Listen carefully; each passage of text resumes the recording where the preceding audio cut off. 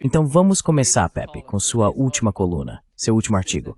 Você diz que urso, dragão, elefante, tucano e rouxinol encaram Goldfinger. Você está falando dos BRICS.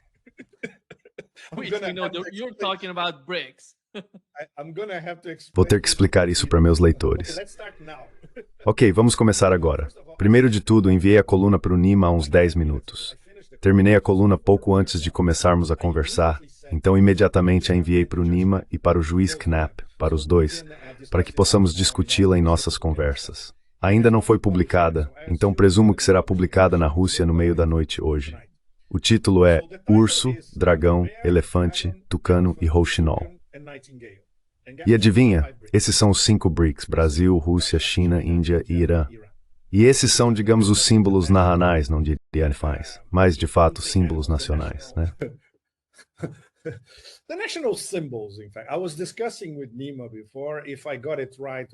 Eu estava conversando com Nima antes, perguntando se eu tinha acertado com Nightingale. E você acabou de me dizer, Nima, sim, tá certo, mas tem um ainda melhor. Mas se eu usar esse, ninguém vai saber. É o pássaro híbrido que aparece nos poemas de Ferdowsi, certo? Então, tudo bem, Nightingale, pelo menos as pessoas vão associar imediatamente com Nima. E claro, Goldfinger para Donald Trump é uma piada. Não tem como não fazer piada com o personagem Donald Trump. E eu fui inspirado por um dos meus leitores que sugeriu Goldfinger. E eu pensei, isso é genial. Então voltei a algumas das principais cenas de Goldfinger e incluí essa cena na minha coluna porque é o James Bond 007 jogando golfe com Goldfinger. Playing golf with Goldfinger. So this is absolutely priceless. Isso é absolutamente impagável. Por que Goldfinger? Porque ele está sempre atrás de ouro.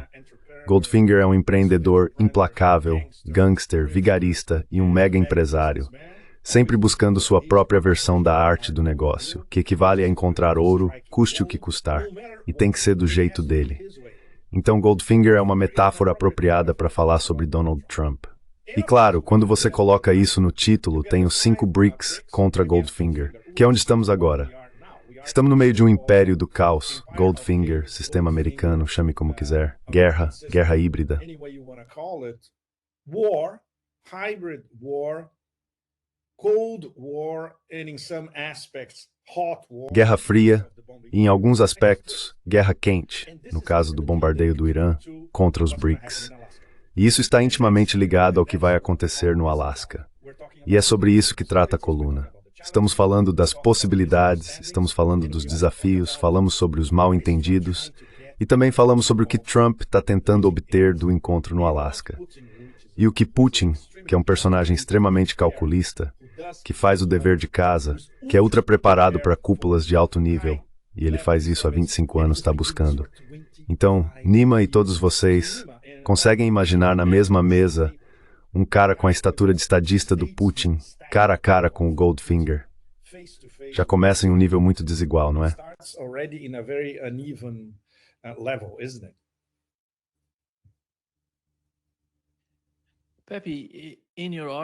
Pepe, no seu artigo, acabei de ler antes de vir conversar com você, você mencionou que está comparando a cúpula entre os Estados Unidos e a China. O que isso significa para esta cúpula? Por que aquela cúpula aconteceu no Alasca, se não me engano? Você mencionou isso.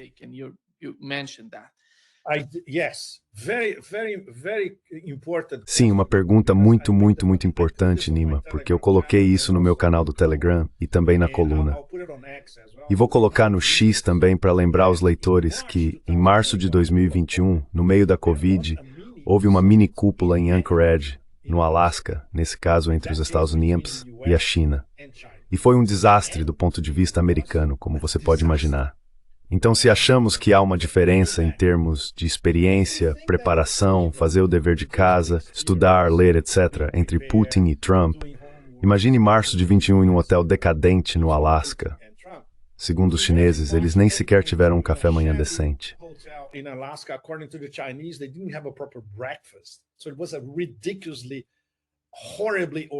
Então foi uma mini cúpula, ridiculamente e horrivelmente organizada, e era uma discussão muito importante.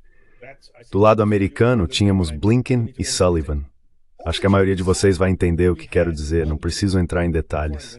Do lado chinês, tínhamos Wang Yi, que era o ministro das Relações Exteriores na época, e Yang Jiechi, que é o político, articulador e estrategista ultra-top de altíssimo nível e experiente da política externa chinesa. Na época, ele ocupava um cargo acima do Wang Yi como ministro das Relações Exteriores. Esses dois, Nima e todos vocês, destruíram Blinken e Sullivan. Então, no meu Telegram, postei o que escrevi antes de Anchorage e também este aqui que está linkado no artigo, sobre o que aconteceu depois.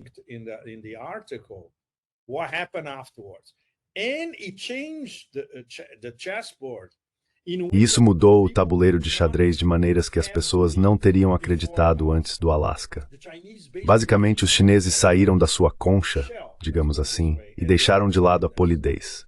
Yang Jiechi disse na cara de Blinken e Sullivan: "Quem deu a vocês o direito de tratar a China dessa forma? Quem são vocês? Quem vocês pensam que são?" E isso foi aberto e transmitido ao vivo. Obviamente, os americanos nunca mostraram isso, mas havia uma tradutora chinesa fabulosa, uma jovem. Ela se tornou instantaneamente uma mega superstar na internet chinesa, porque estava traduzindo palavra por palavra, com muita fidelidade, o que Wang Yi e Yang Jiechi estavam dizendo a Blinken e Sullivan.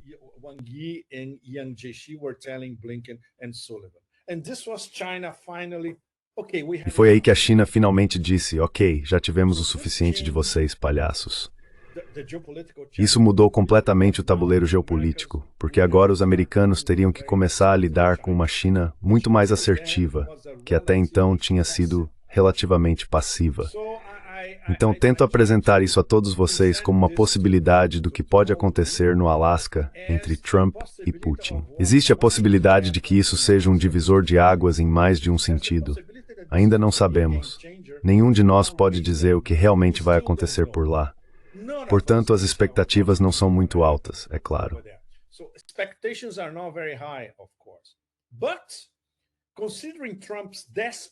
Mas considerando o desespero de Trump em conseguir qualquer tipo de avanço que ele possa vender em uma foto global e operação de relações públicas, como uma vitória pessoal, Trump pode estar disposto a ir além, mesmo sabendo que tudo o que ele fizer e disser não vai alterar a posição russa. Todos nós sabemos que a posição russa tem sido explícita e detalhada desde pelo menos junho do ano passado. Ou seja, há mais de um ano, pelo presidente Putin e por todos os outros nos mais altos níveis do governo. Então, que cartas Trump tem na mão? Nenhuma. Putin tem todas as cartas e, ainda assim, Putin decidiu ir ao Alasca. Por quê? É aí que precisamos voltar ao que considero a frase-chave dessas últimas semanas. Todo o resto é especulação. Só existe uma frase-chave sobre o Alasca. Yuri Ushakov, principal assessor presidencial de Putin, disse: "Os americanos nos apresentaram uma proposta que consideramos aceitável." Palavras do próprio Ushakov. O que isso significa? Que mesmo com toda a confusão, toda a animosidade, tudo o que o próprio Trump, é claro, mas também pessoas ao redor de Trump, ou nos bastidores, ou Deep State, ou generais aposentados, ou seja lá quem for, estão jogando contra a Rússia. O Kremlin olhou para a proposta e disse: "Ok, vamos sentar e conversar sobre isso." Ainda não sabemos o que exatamente chamou a atenção de Putin e do Conselho de Segurança. Deve ser algo sem precedentes. Caso contrário, eles nem se dariam ao trabalho. É uma viagem muito arriscada, Nima, e para todos vocês. It's a very, very risky trip, Nima and all of you. He's going to American territory. Whatever we say about Alaska, it's American. Ele está indo para território americano. Por mais que digamos sobre o Alasca, é território americano. E sabemos que qualquer coisa pode acontecer, não necessariamente vinda da Casa Branca, mas de todos aqueles atores tóxicos ao redor, no terreno, de joelhos, de lado, etc. Então Putin e o Conselho de Segurança consideram que é um risco calculado conversar com Trump cara a cara nos Estados Unidos, já com a ressalva de que este é o início de uma conversa. Porque está praticamente acertado que a próxima reunião será na Federação Russa. Então, este é o começo. Isso pode ser o início de um longo processo, ou pode descarrilar completamente nos primeiros 10 minutos. Mas é aqui que estamos no momento. But this is where we are at the moment. There are inbuilt Existem possibilidades inerentes que, se desenvolverem, ainda considerando o fato de que o lado americano está totalmente despreparado para uma cúpula dessa importância e desse nível, algo pode sair disso. E claro, todos nós conhecemos os pontos negativos. Os russos, ao considerarem os pontos negativos, obviamente avaliaram em detalhes o que poderia resultar de ir ao Alasca. Eles conhecem muito bem os aspectos negativos e não têm ilusões. Antes de tudo, isso é muito importante. Eles também sabem que, se nada acontecer, continuarão fazendo o que já estão fazendo. A operação militar especial está avançando agora mais rápido do que antes. Estaremos conquistando mais territórios nos próximos meses. E é isso.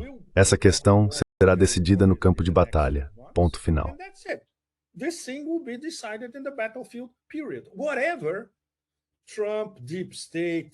Seja Trump, o Estado profundo, os chihuahuas europeus, não importa o que digam, nós temos nossas diretrizes, temos nossos imperativos e estamos seguindo o nosso caminho. Então, do ponto de vista russo, não há nada a perder.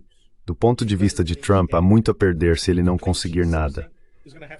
Para conseguir algo, ele vai ter que fazer concessões, o que não é do estilo de Trump. Trump sempre recua, mas é outra coisa recuar diante de Vladimir Putin. Ele não pode se permitir fazer isso, e a opinião pública interna não vai permitir que ele faça isso, e o Estado profundo também não vai permitir. Então, para ele não vai dormir nos próximos dias. Ele não pode dormir nos próximos dias, Nima. É tudo ou nada, e tudo ou nada também para a presidência dele. Se ele fizer errado, já será um pato manco, e de qualquer forma já está a caminho de se tornar um.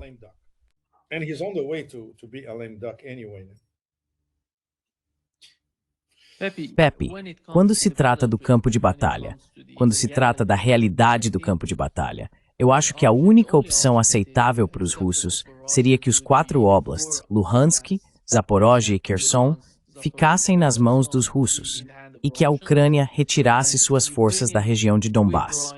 E a Rússia pode estar falando sobre a região de Sumy, que eles estão capturando mais território na parte ocidental da Ucrânia. Sim.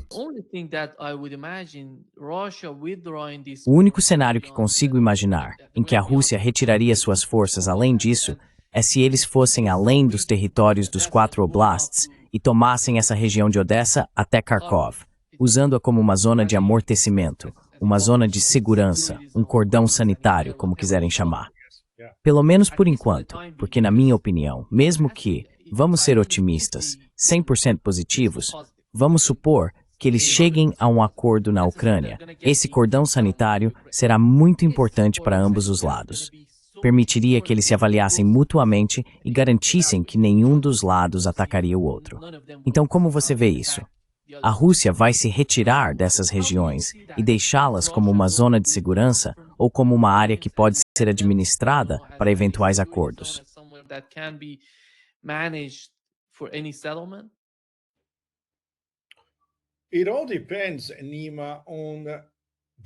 Tudo depende, Nima, da discussão mais ampla, do panorama geral. Nunca devemos esquecer que a Ucrânia é um subconjunto de um quadro geral muito importante, que é a redefinição das relações entre os Estados Unidos e a Rússia. Ok, vamos ver o que alguns atores muito importantes estão dizendo. Ryabkov, por exemplo, o vice-ministro das Relações Exteriores, disse que talvez haja alguns sinais de que nosso relacionamento pode estar caminhando para algum tipo de normalização, mas ainda é o começo. Então digamos que ele está relativamente otimista, mas também muito realista. Por outro lado, temos Medvedev dizendo: esqueça, é impossível ter relações normais com os Estados Unidos, considerando o que eles fizeram conosco nos últimos mais de 10 anos ou nos últimos 15 anos.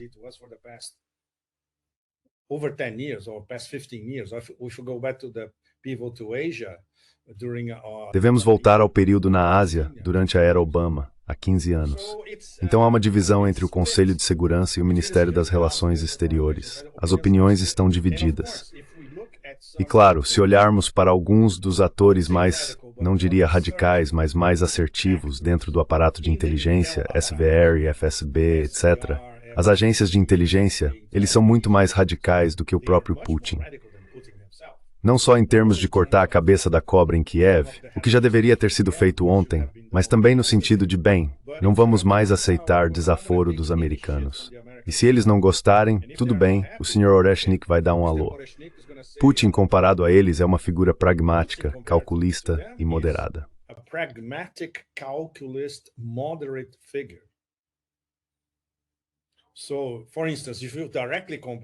Então, por exemplo, se você comparar diretamente, consegue imaginar se Bortnikov, o chefe do FSB, fosse o presidente da Rússia?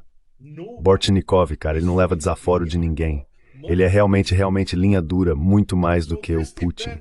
Então isso depende do que está em jogo, Nima. Vamos ter, desde o início, eu nem consigo imaginar como isso seria possível. Vamos supor que Putin tenha...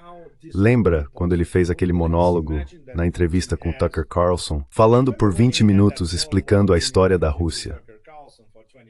Vamos supor que Putin faça um monólogo de 20 minutos explicando a história da Rússia, mais a história da guerra por procuração na Ucrânia, para o Trump nos primeiros 20 minutos.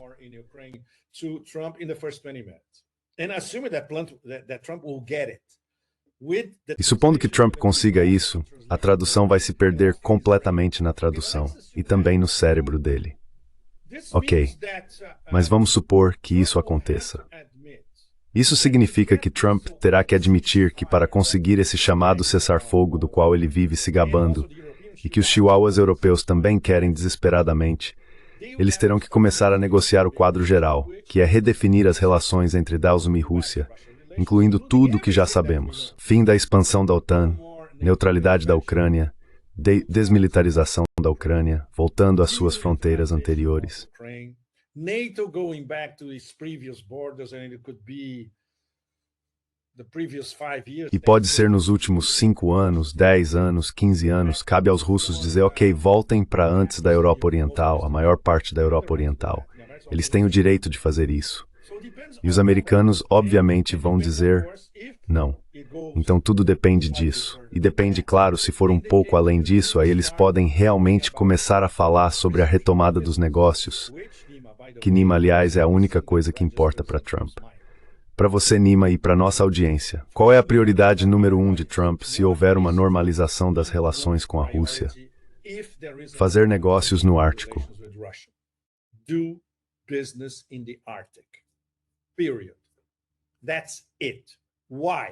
Ponto final. É isso. Por quê? Petróleo, gás, múltiplas oportunidades para as grandes empresas de energia americanas.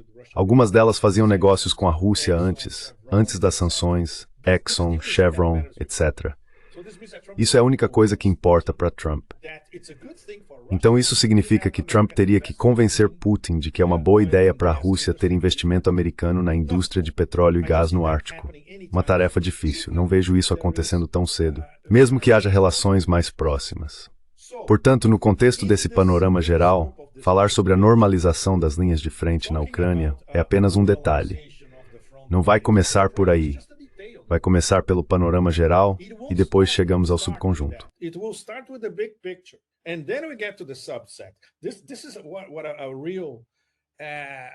É isso que uma discussão real, conceitual e aprofundada entre dois chefes de Estado de duas superpotências implica. Mas quando olhamos para a falta de preparação para a cúpula, é uma loucura. Os americanos não fizeram o dever de casa, pelo menos por tudo o que sabemos até agora, seja por vazamentos ou por todo o blá blá blá dos think tanks e da grande mídia. Eles não têm nenhuma preparação para o que vai estar na mesa para ser discutido por Trump. O próprio Trump não sabe, ele não conhece os parâmetros. Ele estava reclamando, acho que ontem, vou conversar com os europeus, na verdade provavelmente é hoje, quarta-feira. Vou conversar com os europeus e ver os parâmetros. Ele não conhece os parâmetros.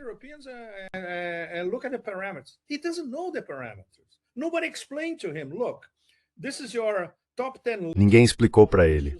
Olha, essa é a sua lista das 10 principais questões que você precisa discutir com Putin e em ordem cronológica. Não, ele não tem nada disso. Então, o que isso nos diz? Que, obviamente, eles não estão prontos para um diálogo de alto nível. A única coisa que chama atenção, e a única coisa na qual Trump insiste, é nesse maldito cessar-fogo, que não vai acontecer, Não desse jeito, a menos que ele convença Putin do porquê de um cessar-fogo. E a Rússia, para começar, não precisa de um cessar-fogo. E o fato é que Putin não pode dizer sim a nada, porque ele tem suas próprias fissuras ou problemas internos. Trump está agora em uma batalha interna com o Deep State e até mesmo com os setores do MAGA que desaprovam fortemente sua política externa.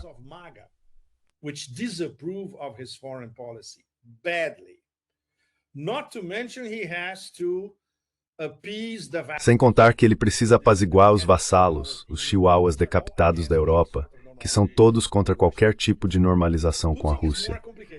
Putin é mais complicado. Putin tem que lidar com seus críticos internos que dizem que ele não está sendo duro o suficiente, digamos assim.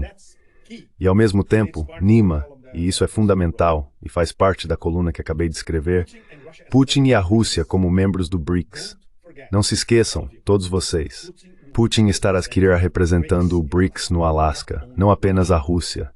Em que sentido? No sentido de que o Império do Caos e Trump especificamente estão em guerra contra o BRICS como um todo, híbrida, quente, fria, média, seja for.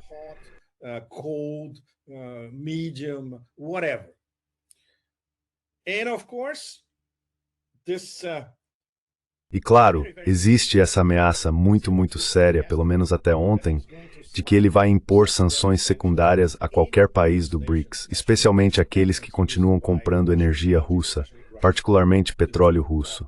Os dois principais alvos são quais? 2 países do BRICS, Índia e China.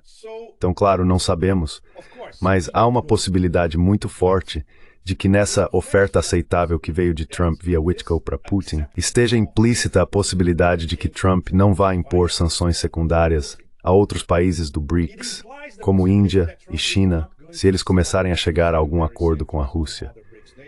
E é por isso que a Rússia está representando também os outros países do BRICS.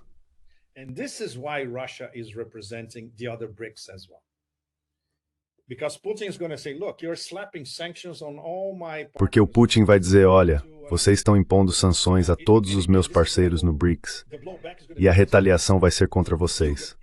Vocês, a economia americana, vão perder feio. O Brasil pode facilmente encontrar novos mercados na Ásia para os produtos brasileiros. A Índia não vai parar de comprar nosso petróleo. Nós não vamos parar de vender o que quer que seja por toda a Eurásia. E a China, acima de tudo, nunca vai interromper sua relação estratégica conosco. Agora estamos completamente interligados no comércio, na nossa própria moeda. Então vocês precisam fazer algo a respeito disso. Caso contrário, esse diálogo nem começa. É por isso que isso é tão importante.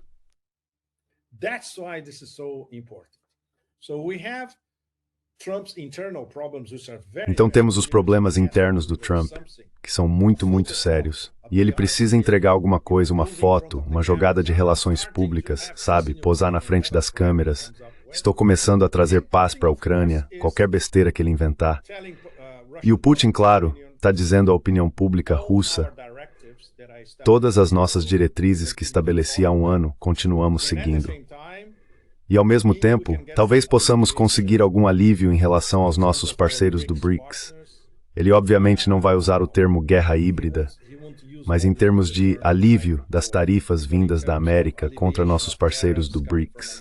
Se ele conseguir isso, é uma grande vitória de vendas global para a Rússia. E obviamente, os russos também estão levando isso em consideração.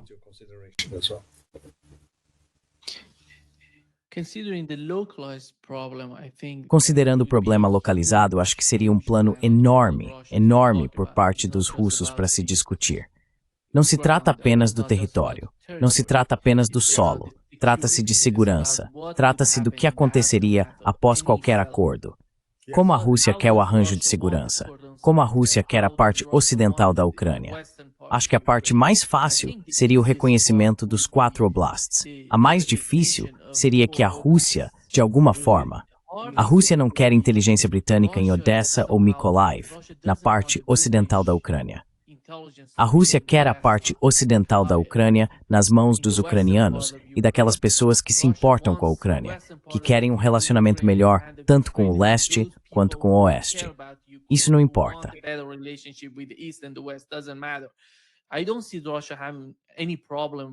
Não vejo a Rússia tendo qualquer problema com os laços entre a parte ocidental da Ucrânia e a União Europeia, mas eles precisam equilibrar isso com a Rússia.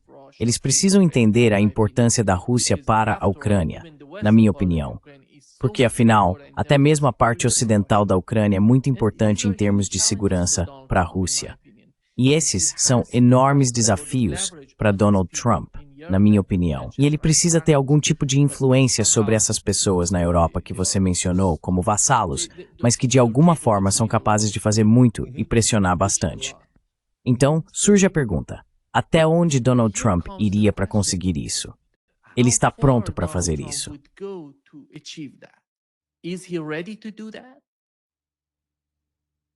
Nima, does he understand the stakes? Nima, ele entende o que está em jogo. Ele não faz ideia do que está em jogo, porque não conhece a história por trás disso. E não há ninguém no Trump 2.0 que em meia hora conseguiria explicar para ele o contexto. Ok, se Jeffrey Sachs fosse ao Salão Oval, em meia hora, Jeffrey Sachs poderia dar ao Trump todo o contexto. Ainda assim, ele não entenderia, porque é preciso compreender os conceitos, é preciso entender o significado da OTAN avançando sobre a Rússia. É preciso entender a história passada da Rússia, o que ele não entende nem um pouco. Então, ele não pode tomar decisões informadas porque não entende o conteúdo e os conceitos básicos.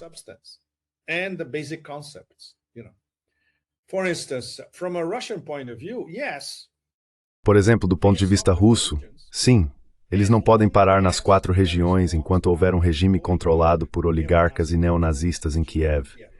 Sim, a Rússia aceitaria isso se houvesse um governo racional, sensato e, claro, eleições democráticas, e a população ucraniana não fosse eleger alguém como Poroshenko ou Zelensky, ou seja lá quem for, sabe?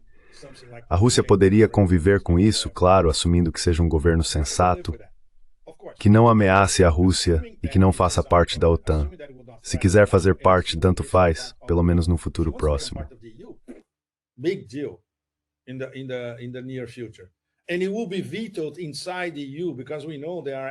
E isso será vetado dentro da UE, porque sabemos que há pelo menos 4 ou 5 países da UE que já disseram que de jeito nenhum vão aceitar a entrada da Ucrânia. Então a entrada da Ucrânia na UE nem chega a ser considerada. Os russos também sabem disso. O ponto-chave é a OTAN. Se houver um novo governo em Kiev, onde a OTAN seja muito, muito forte, e o processo de manter a guerra eterna contra a Rússia continue, a Rússia sabe que, ok, vamos ter que começar tudo de novo. Então por que não terminar agora o programa de desmilitarização, na verdade sanear a Ucrânia desses grupos neonazistas? Isso vai ser muito, muito difícil e é um processo muito longo, mas pelo menos estabeleceria uma espécie de zona de amortecimento.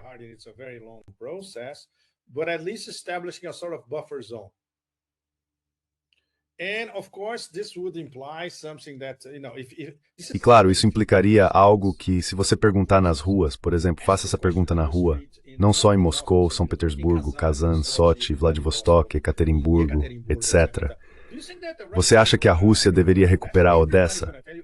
Todo mundo vai te responder que sim, porque Odessa é russa, e Odessa faz parte da Rússia. Não há dúvida quanto a isso. Cultural e historicamente, Odessa é uma cidade russa.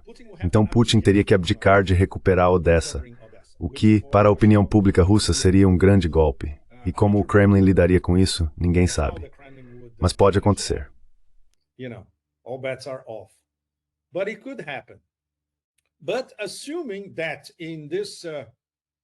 Mas supondo que nesse caminho, em direção a um acordo geral entre os Estados Unidos e a Rússia, essa recalibração das relações, das esferas de influência, algo muito, muito importante que você mencionou há pouco, a indivisibilidade da segurança é o conceito-chave que a Rússia propôs à OTAN e ao governo Biden anterior em dezembro de 2021, com aquelas cartas dizendo: vamos sentar e discutir a indivisibilidade da segurança para os Estados Unidos, para a Europa Oriental, para nós, etc. E não houve resposta dos Estados Unidos. Eles vão ter que lidar com isso mais cedo ou mais tarde. Se Trump nem sequer entende o que isso significa, e provavelmente não entende, então é algo que nem chega a começar, certo? Porque se não houver uma reorganização das prioridades e das esferas de influência entre os Estados Unidos e a Rússia em relação à Europa Ocidental e à Europa Oriental, isso não vai a lugar nenhum.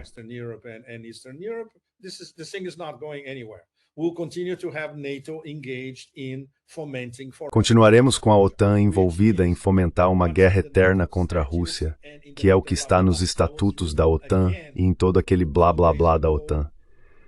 Eu estava lendo novamente há alguns dias as decisões do chamado Programa OTAN 2030. Basicamente é para manter a guerra eterna contra a Rússia. É isso. Eles decidiram isso em uma cúpula há alguns anos, na verdade. Vai continuar assim, e os russos sabem disso. Então, do ponto de vista do Kremlin, é muito claro. Ou discutimos tudo, o panorama geral, a indivisibilidade da segurança em um novo sistema de relações entre vocês, os Estados Unidos e nós, envolvendo a Europa, ou não há nada a discutir. E continuaremos com a OMI, e vamos vencer no campo de batalha. E a Ucrânia vai encolher.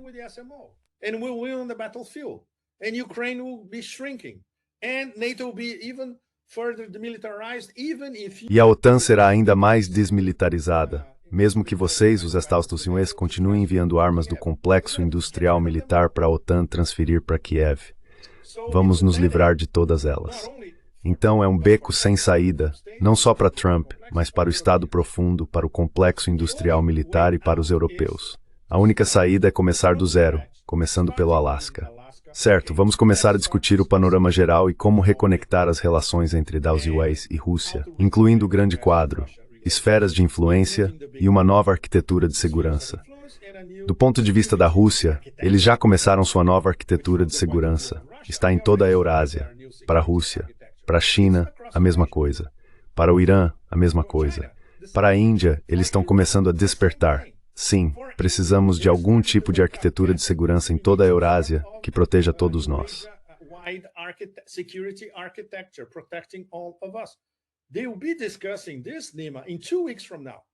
Eles vão discutir isso, Nima, daqui a 2 semanas na cúpula da SMO, em Tianjin, China. Na verdade, vou chegar em Pequim no dia da cúpula. E isso vai ser 3 dias antes do Fórum de São Petersburgo, onde eles vão discutir, entre outras coisas, o Ártico. Então veja, os eurasianos, Rússia, China e a Eurásia estão todos discutindo a organização de sua própria arquitetura de segurança e não se importam com o Ocidente. No caso da Rússia, que está muito mais próxima da Europa do que os outros atores asiáticos, a Rússia já apresentou a opção aos Estados Unidos. Vamos discutir tudo isso, incluindo os europeus. E a resposta foi não. O que aconteceu 2 meses depois disso? A Operação Militar Especial. O que está acontecendo agora? A Operação Militar Especial está cumprindo suas missões.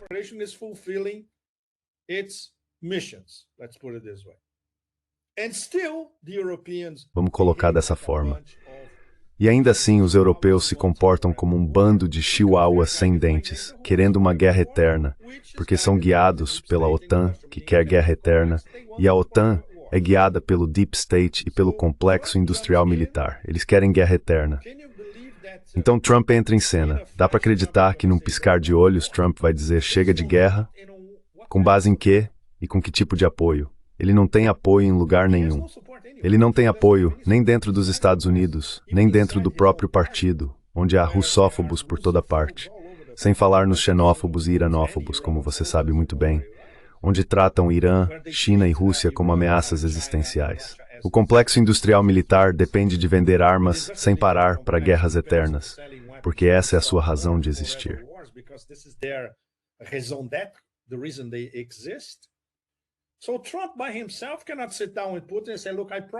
Então, Trump sozinho não pode simplesmente sentar com Putin e dizer, olha, eu prometo que vamos começar a reorganizar nossas relações.